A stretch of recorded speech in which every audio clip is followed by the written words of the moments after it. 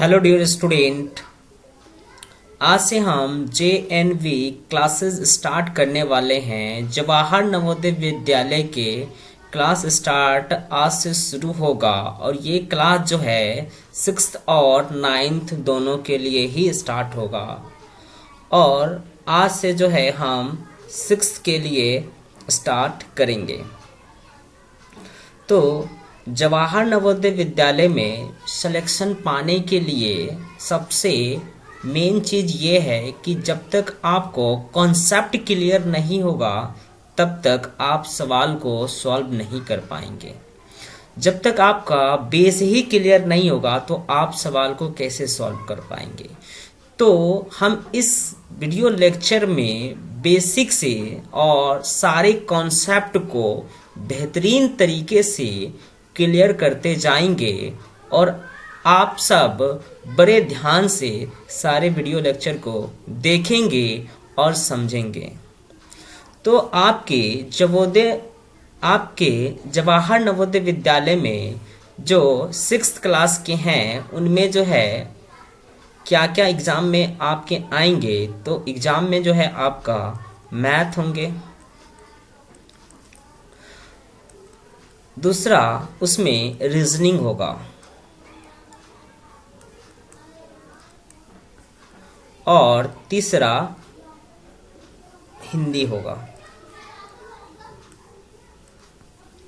ये हिंदी होगा।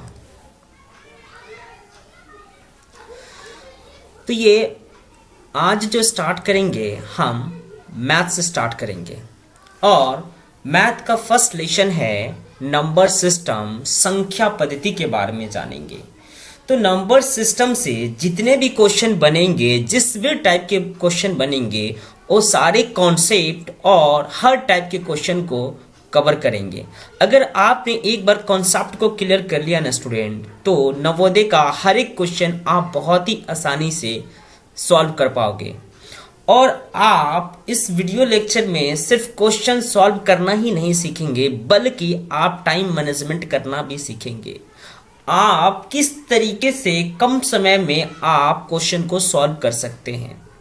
तो इसी तरीके से जो है हम आप सभी का जो है टाइम जो मैनेजमेंट है, आप सभी का जो क्वेश्चन में आप सबको पता है कि क्वेश्चन में जब आप क्वेश्चन को सॉल्व करते हो तो बहुत टाइम लग जाता है। और टाइम लगने का क्या कारण है? पहला कारण यह है कि आपको कॉन्सेप्ट क्लियर नहीं रहता है। दूसरा कारण यह है कि प्रैक्टिस नहीं होती है।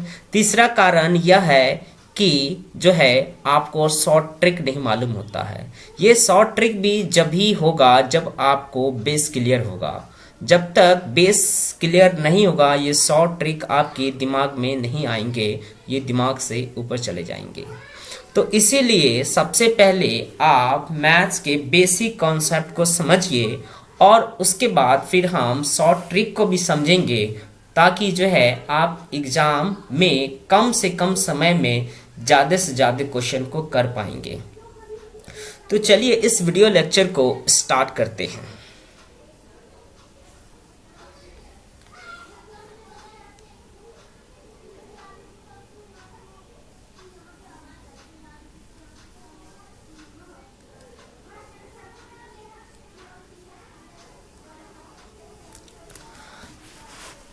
फर्स्ट चैप्टर है संख्या और संख्या पद्धति।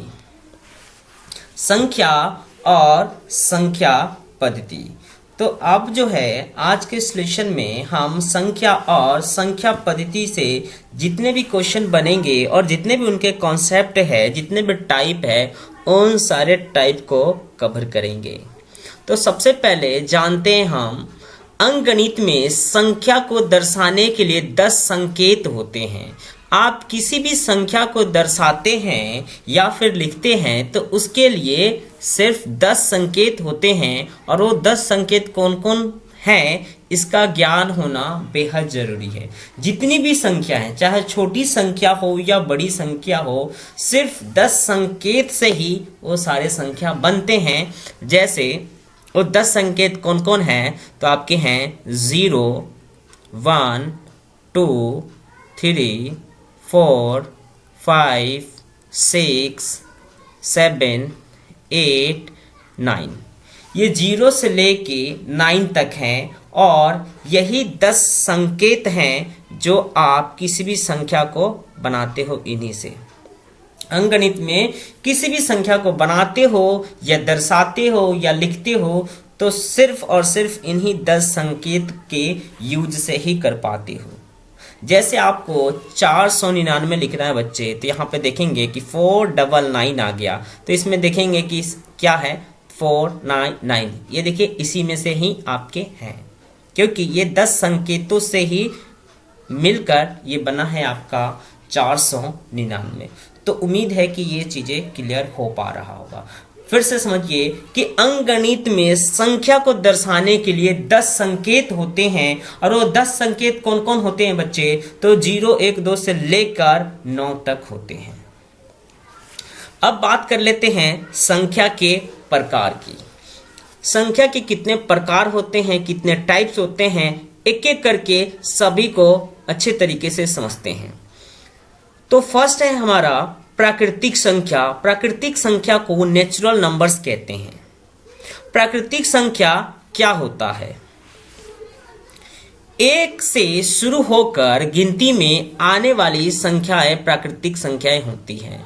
1 से शुरू होकर गिनती में आने वाली सभी संख्याएं जो हैं प्राकृतिक संख्या होती है। जैसे बच्चे होंगे आपके 1 से शुरू होंगे और जितनी भी सारे संख्याएं हैं वो सारे आपके प्राकृतिक संख्या, जैसे कि 1 हो गया, 2, 3, 4, 5, इस तरीके से जितनी भी सारे संख्याएं हैं वो सारे के सारे संख्या जो हैं वो प्राकृतिक संख्या है।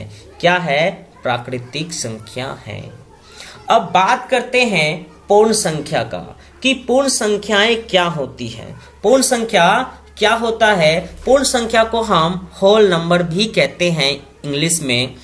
प्राकृतिक संख्या में 0 को सम्मिलित करने से जो संख्या प्राप्त होती है उन्हें पूर्ण संख्याएं कहते हैं। मतलब ये कि प्राकृतिक संख्या में अगर आप 0 को सम्मिलित कर लेते हैं तो प्राप्त संख्या पूर्ण संख्या बन जाते हैं।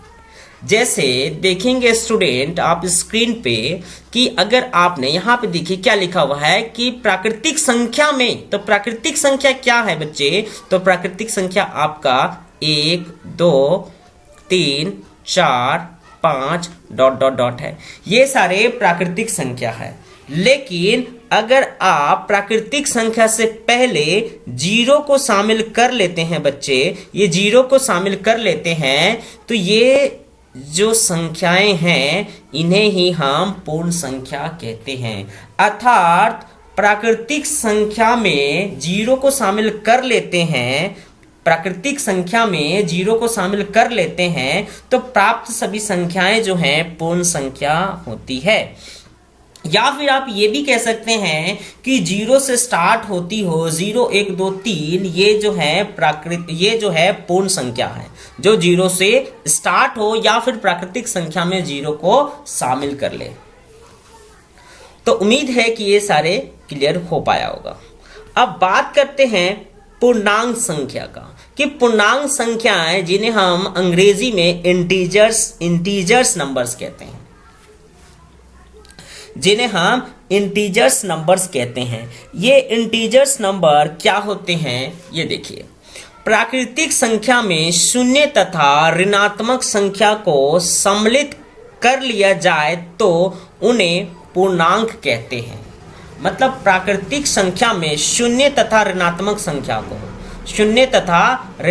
संख्या को सम्मिलित कर लेते हैं तो आपके वो पूर्णांक कहलाते हैं। जैसे देखिए प्राकृतिक संख्या क्या है, तो प्राकृतिक संख्या जो है आपके 1, 2, 3, 4, 5, ये है आपके प्राकृतिक संख्या। और इसमें आप 0 को शामिल कर लेते हैं बच्चे। अगर आपने इसमें 0 को शामिल कर लिया और 0 के साथ साथ जो है आपने ऋणात्मक वैल्यू को भी शामिल कर लिया तो प्राप्त संख्या पूर्णांक संख्या जिन्हें हम इंटीजर्स कहते हैं। जैसे -1, -2, फिर -3। तो अब ये प्राप्त संख्या जो है, प्राप्त संख्याएं जो हैं, इन्हें हम पूर्णांक कहते हैं, इन्हें हम इंटीजर्स नंबर कहते हैं। फिर से समझिए कि प्राकृतिक संख्या में, प्राकृतिक संख्या देखिए 1 2 3 4 5 है। प्राकृतिक संख्या में अगर जीरो को या फिर ऋणात्मक संख्याओं को सम्मिलित कर लिया जाता है तो उन्हें ही हम पूर्णांक संख्या कहते हैं।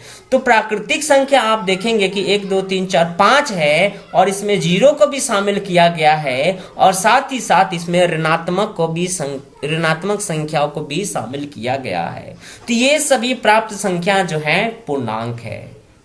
अर्थात ऋणात्मक संख्या और जीरो और प्राकृतिक संख्या जब मिल जाते हैं बच्चे, तो ये आपका पूर्णांक संख्या बन जाता है, पूर्णांक संख्या कहलाता है।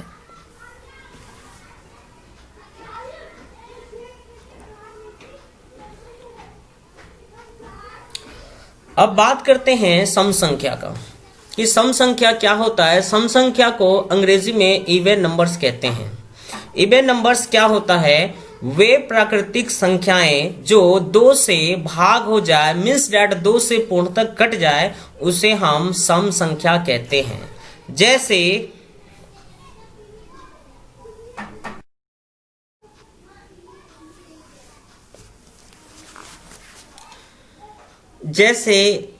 2 4 6 8 10, ये जितने भी संख्या हैं या जितने भी नंबर हैं, ये सभी क्या हैं, तो ये सभी जो है आपके सम संख्या है। अर्थात ये जो भी नंबर हैं, ये सभी के सभी 2 से पूर्णतः कट जाएंगे।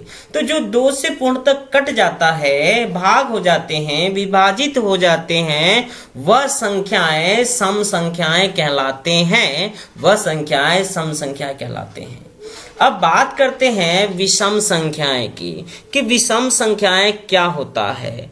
विषम संख्याएं वह संख्या है जो 2 से पूर्णतः विभाजित ना हो, उसे हम विषम संख्या कहते हैं। जैसे 1 3 5 7 9, ये जितने भी संख्या हैं, ये सभी की सभी संख्या आपके विषम संख्याएं हैं। अर्थात ये जो भी संख्या है, ये सभी 2 से पूर्णतः विभाजित नहीं होंगे, मतलब 2 से भाग नहीं होगा। और जब कोई भी संख्या 2 से भाग नहीं होता है तो वह संख्या विषम संख्या कहलाता है। क्या आप मुझे बताइए बच्चे कि ये 3 है, अगर आप 3 को 2 से भाग करेंगे, 3 में 2 से भाग करेंगे, तो क्या ये कट पाएगा, क्या ये भाग हो पाएगा? तो आपका आंसर होगा कि सर नहीं हो पाएगा, सर नहीं हो पाएगा। अगर मैं पूछूं बच्चे कि ये 9 है, अगर 9 को आपको 2 से भाग देना है,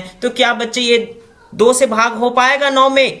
तो कहेंगे सर नहीं हो पाएगा। अर्थात बच्चे ये सब जो है आपके विषम संख्याएं हैं, ये सब क्या है, विषम संख्या है। अब बात करते हैं रूढ़ एवं अभाज्य संख्या, जिन्हें हम प्राइम नंबर्स भी कहते हैं, जिन्हें हम प्राइम नंबर्स भी कहते हैं। एक बड़ी ऐसी संख्याएं जो एक या स्वयं से विभाजित हो, उन्हें हम रूढ़ या अभाज्य संख्या कहते हैं, उन्हें हम रूढ़ या अभाज्य संख्या कहते हैं। जैसे 2 3 5 और 7, तो ये सभी क्या है, ये सभी अभाज्य संख्या है।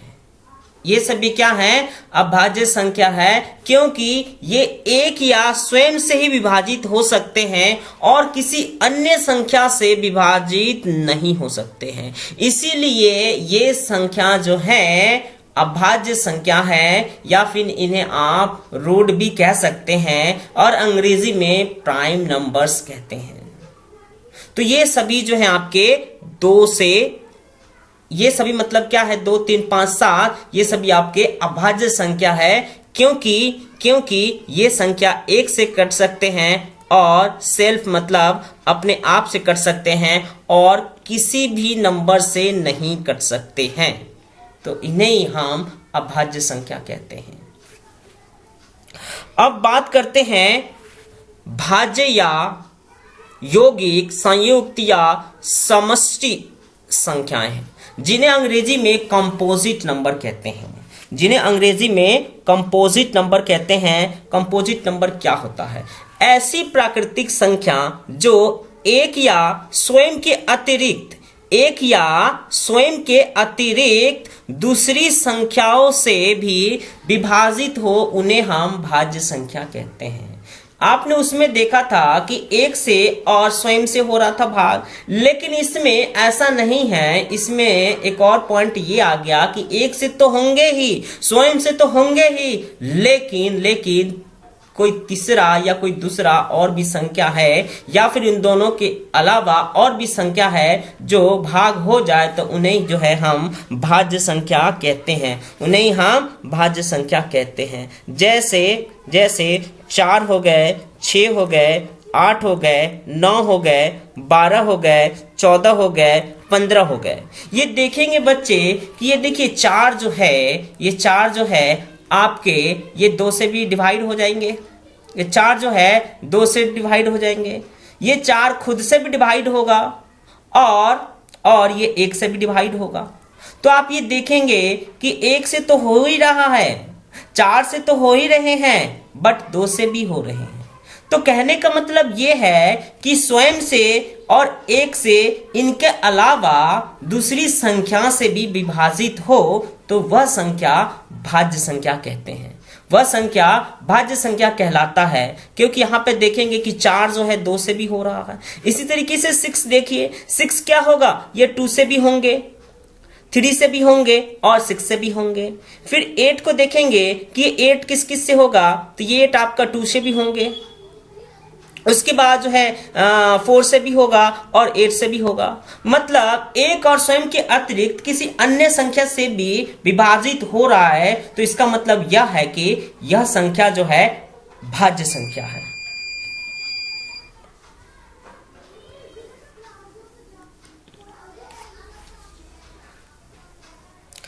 अब बात करते हैं जुड़वा अभाज्य संख्या, prime twins number. Prime twins number क्या होता है? तो ऐसी 2 संख्या या ऐसी 2 लगातार अभाज्य संख्या जिनके बीच में एक भाज्य संख्या हो, उसे जुड़वा अभाज्य संख्या कहते हैं। उसे जुड़वा अभाज्य संख्या कहते हैं। जैसे 17 और 19, ये क्या है? ये अभाज्य संख्या है, और इनके बीच में क्या है? 18 मतलब ये जो है आपके भाज्य संख्या है। तो मतलब 2 लगातार अभाज्य संख्या के बीच में एक भाज्य संख्या हो, उसे हम जुड़वा अभाज्य संख्या कहते हैं। उम्मीद है कि चीजें क्लियर हो पा रही होगी। अब देखिए, फिर से एक बार समझिए। जैसे मैं यहां पे लिख दिया कि 4 और 4 नहीं, आप यहां पे 2 अभाज्य संख्या लेंगे तो ये 7 हो गया, ठीक है। 5 और 7 ले लीजिए, 5 और 7 ले लीजिए, तो 5 और 7 के बीच में क्या है? 6 है। तो ये 6 क्या है? 6 जो है आपके भाज्य संख्या है। क्या है? ये भाज्य संख्या है, भाज्य संख्या है। तो ऐसा संख्या जो है आपके प्राइम ट्विंस नंबर होते हैं। अब बात करते हैं सअभाज्य संख्या का। सअभाज्य संख्या को प्राइम नंबर्स कहते हैं। क्या कहते हैं? को प्राइम नंबर्स। 2 संख्याएं जिनमें एक के अतिरिक्त कोई उभयनिष्ठ गुणनखंड ना हो, उसे हम सअभाज्य संख्या कहते हैं। उसे हम क्या कहते हैं? सअभाज्य संख्या कहते हैं।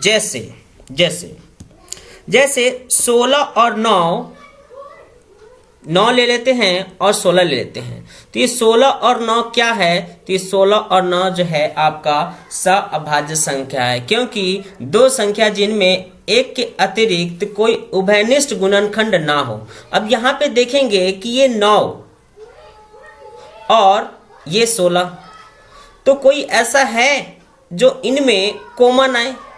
कोई ऐसा है टेबल जो इन दोनों को काट सके? कोई नहीं है। या फिर इन दोनों में कॉमन आए? कॉमन आए, कोई नहीं है, तो इसीलिए ये क्या हुआ बच्चे, ये हुआ आपका सअभाज्य संख्या। क्या हुआ, सअभाज्य संख्या। जैसे एक और एग्जांपल लेते हैं, जैसे आपका हो गया 17 और 19, 17 और 19 ले लिए, तो ये भी आपके क्या हो गया, ये भी आपका सअभाज्य गुणनखंड है, क्योंकि इसमें कोई उभयनिष्ठ नहीं है। जब भी कोई उभयनिष्ठ नहीं होंगे तो उसे हम कहेंगे को प्राइम नंबर। क्या कहेंगे, को प्राइम नंबर। अब बात करते हैं क्रमागत संख्या, कंजक्टिव नंबर्स की। जो संख्या किसी क्रम या नियम से आए, जो संख्या किसी क्रम या नियम से आए, वे क्रमागत संख्याएं कहलाती है। जैसे 2, 4, 6, 8, ये क्या है, ये आपके जो है क्रमागत संख्याएं हैं, क्योंकि एक क्रम में आ रहा है, एक क्रम में आ रहा है। इसी तरीके से जैसे देखिए 5, 10, 15, 20, 25, ये सभी क्या है, ये सभी आपके क्रमागत संख्या है, क्योंकि एक क्रम में आ रहा है। यहां पे देखेंगे तो इनके बीच का जो डिफरेंस है, इनके बीच का डिफरेंस क्या है, 2। 4 और 6 के बीच में डिफरेंस क्या है, 2। 6 और 8 के बीच में डिफरेंस क्या है, 2। इसी तरीके से जो है सबके बीच में डिफरेंस क्या है, तो सबके बीच में डिफरेंस 2 का है। इसमें देखेंगे 5 से 10 हो गया, तो 5 और 10 के बीच में डिफरेंस क्या है, 5 का। फिर ये 10 से 15 के बीच में कितने का डिफरेंस है, 5 का। फिर 15 से 20 के बीच में कितने का डिफरेंस है, 5 का। फिर 20 से 25 के बीच में देखेंगे कि कितने का डिफरेंस है, तो 5 का। इसी तरीके से 25 के बीच में भी 5 का डिफरेंस होगा, तो यहां पे क्या होगा, 30 हो जाएगा। तो सबको देखेंगे, सब में देखेंगे कि जो डिफरेंस क्या आ रहा है, तो डिफरेंस जो है आपका 5 आ रहा है, और इसमें डिफरेंस क्या आ रहा है, 2 आ रहा है। इसीलिए इन्हें हम क्रमागत संख्याएं कहते हैं। जो किसी क्रम या नियम से आए, वह संख्या क्रमागत संख्या होता है। अब बात कर लेते हैं वर्ग संख्याएं, स्क्वायर नंबर। वे संख्याएं जिनका वर्गमूल पूर्ण संख्या में प्राप्त हो, उन्हें वर्ग संख्या कहते हैं, उन्हें वर्ग संख्या कहते हैं। जैसे 4, जैसे 9, जैसे 16 और 25, इसी तरीके से ये चलते जाएंगे। तो ये सभी संख्याएं क्या हैं, ये सभी संख्या जो है ये वर्ग संख्याएं हैं। क्योंकि देखेंगे आप कि 2 का वर्ग करेंगे तो 2 का वर्ग क्या होगा, तो 4 होगा। इसी तरीके से 3 का वर्ग करेंगे तो क्या होगा, 9 होगा। तो ये 4, 9, 16, 25 जो है ये सभी वर्ग संख्या हैं, इसीलिए इन्हें हम वर्ग संख्या कहते हैं।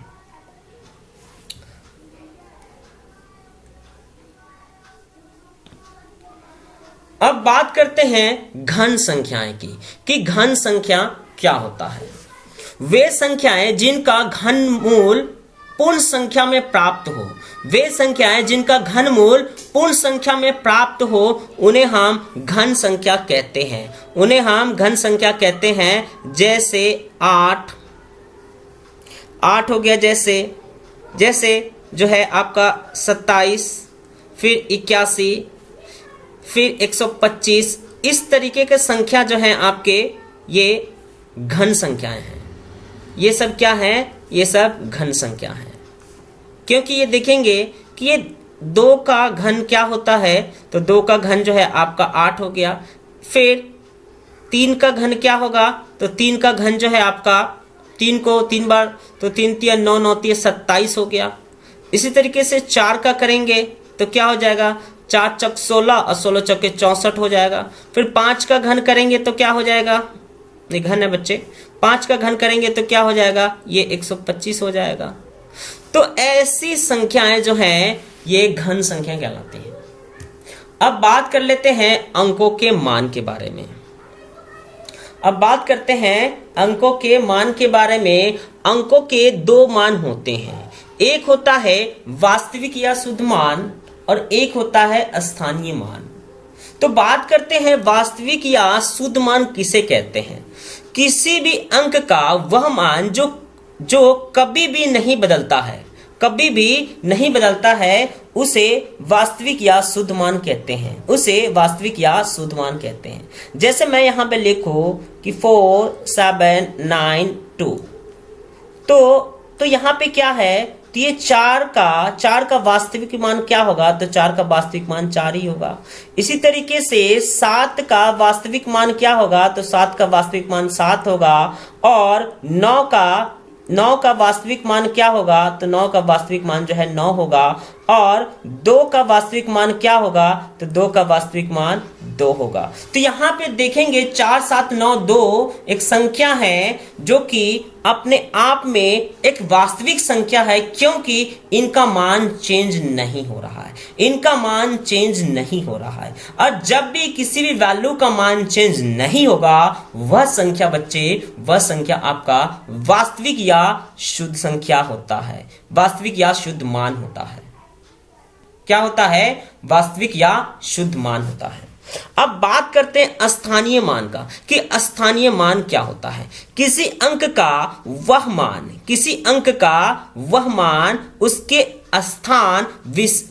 स्थान विशेष की स्थिति के अनुसार बदलता रहता है, उसे हम स्थानीय मान कहते हैं। जैसे 9 6 7 4। तो यहां पे देखेंगे कि ये 4 का स्थानीय मान क्या होगा, तो 4 का स्थानीय मान 4 होगा, इकाई अंक का सेम रहता है। इसी तरीके से 7 का स्थानीय मान, यानी कि ये इकाई हो गया, दहाई का स्थानीय मान क्या होगा बच्चे, तो 7 लिख के आप 1 जीरो लगा देंगे। इसी तरीके से जो है ये 8 का करेंगे, तो 8 मतलब कितना हो गया, इकाई दहाई सैकड़ा, तो इसका क्या हो जाएगा, 8 का स्थानीय मान 800 हो जाएगा। और फिर 9 का स्थानीय मान क्या हो जाएगा, तो 9 का स्थानीय मान जो है 9000 हो जाएगा। इसी तरीके से जो है आप यहाँ पे देखेंगे कि एक वैल्यू दिया गया है जिसका मान जो है बदल गया है, तो यह प्रोसेस या यह मान क्या होता है, स्थानीय मान होता है।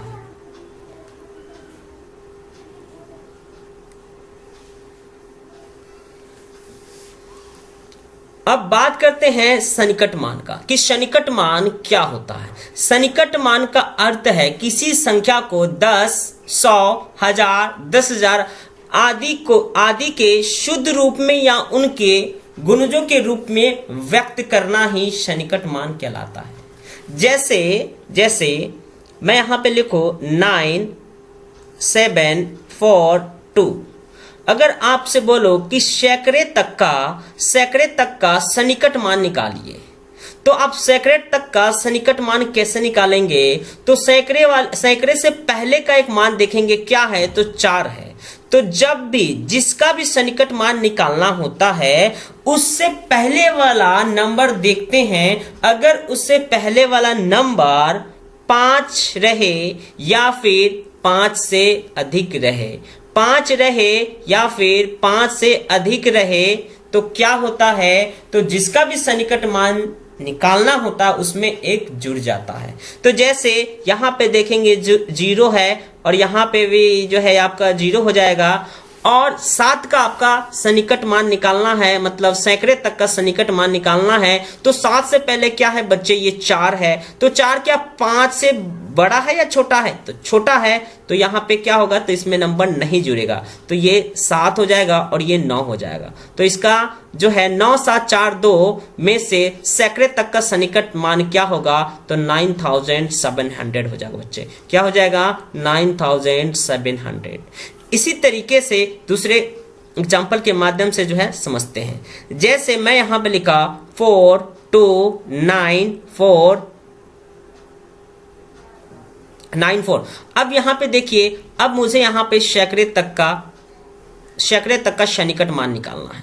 तो यहां पे देखेंगे कि यहां पे क्या हो जाएगा, तो ये 0 हो जाएगा, ये भी 0 हो जाएगा बच्चे। और ये देखिए 2 से पहले क्या है, 9, जो कि 9 जो है 5 या 5 से अधिक है। तो जब भी 5 या 5 से अधिक होगा तो इसमें एक जुड़ जाएगा, तो ये क्या हो जाएगा, 2 में एक जुड़ जाएगा, तो क्या हो जाएगा, 3 हो जाएगा और ये 4 हो जाएगा, तो ये 4 हो जाएगा। तो यहाँ पे क्या हुआ, 4 2 9 4 में सैकड़े तक का सन्निकट मान क्या हुआ, 4300 हुआ। क्या हुआ, 4300।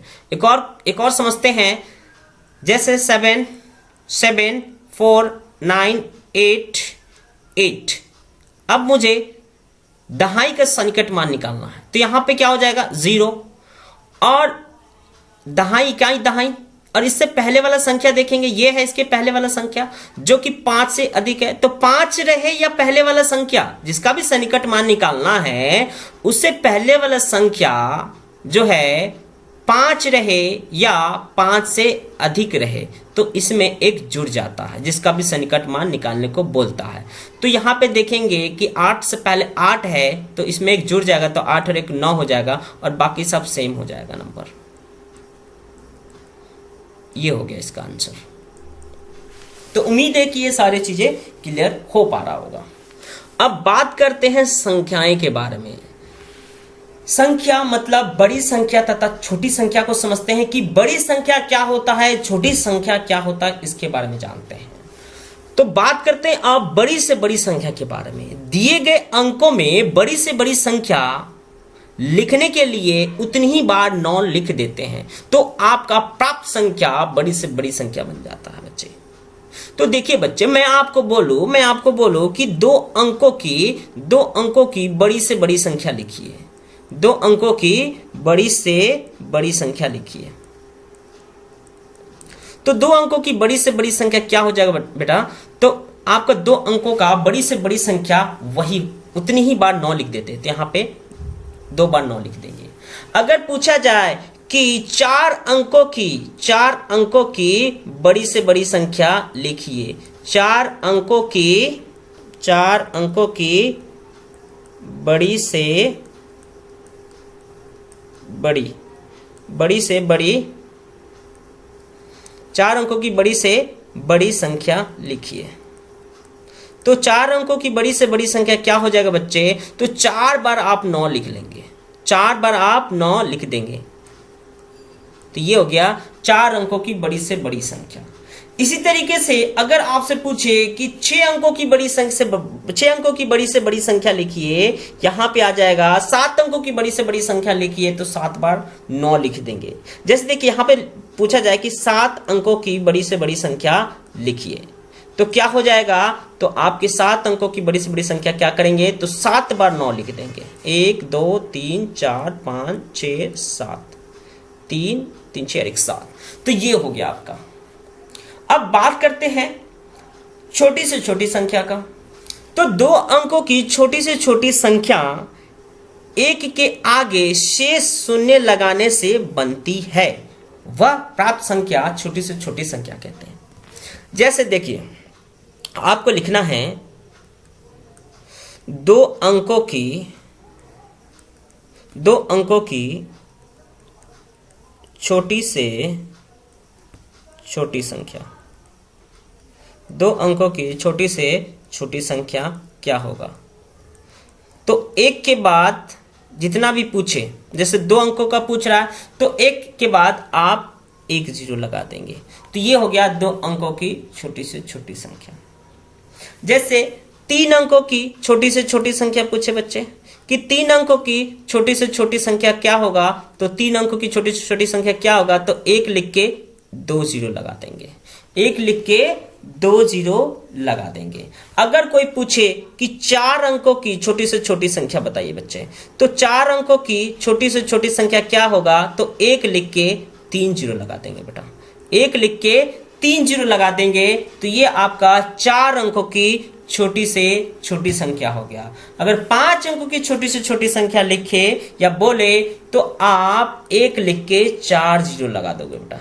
क्या लगा दोगे? 4 0 लगा। तो ये क्या हो गया? ये 5 अंकों की छोटी से छोटी संख्या हो गया। तो उम्मीद है कि ये भी क्लियर हुआ होगा।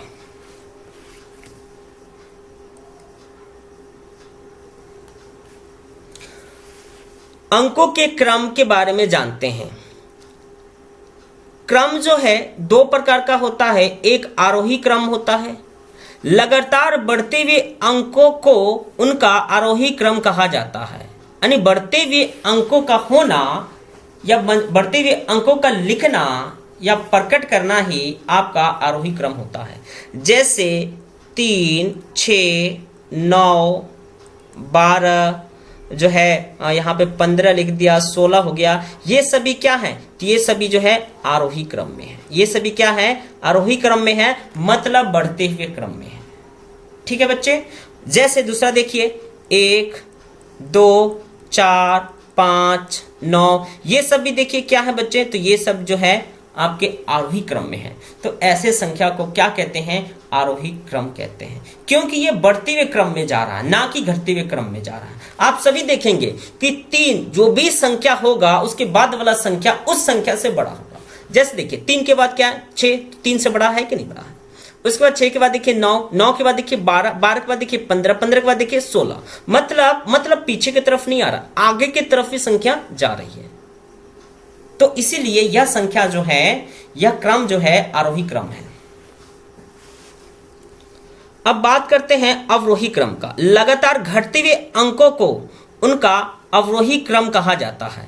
घटते हुए क्रम को उनका अवरोही क्रम कहा जाता है। अब अवरोही क्रम के बारे में जानते हैं बच्चे। जैसे मैं यहां पे लिख दिया 10, यहां पे लिख दिया मैं 9, यहां लिख दिया 8, यहां लिख दिया 5, यहां लिख दिया 3, यहां लिख दिया 2।